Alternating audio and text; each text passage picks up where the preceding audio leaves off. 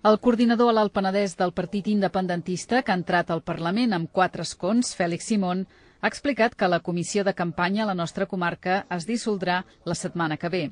Un cop es faci això, tiraran endavant l'ordenament intern de la coalició.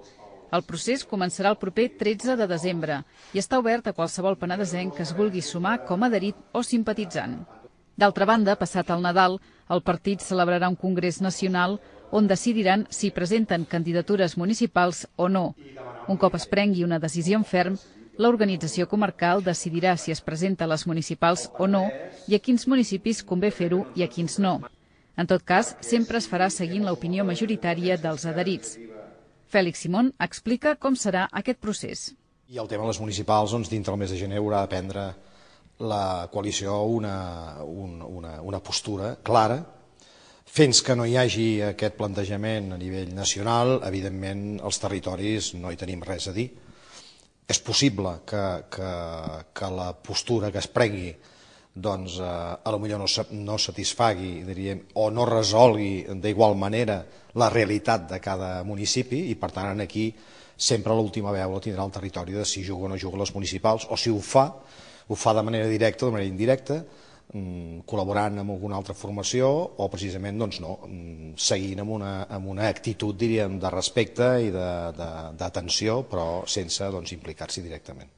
Com dèiem, Simón no ha donat pistes de si finalment hi haurà una candidatura municipal a Vilafranca o algun altre municipi de la comarca, tot i que ha deixat les portes obertes.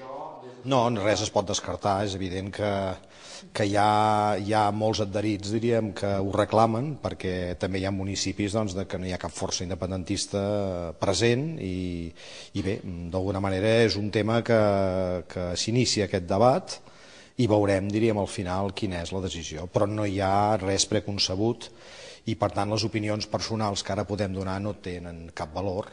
També a nivell de Penedès, les persones que en aquest moment estem en aquesta coalició també hem d'acabar-nos d'aclarir i tancar un debat que el vam començar ahir però que durarà setmanes i que hem de mirar que al final hi hagi un acord el més majoritari possible amb les excepcions i les possibles alternatives que es plantegin.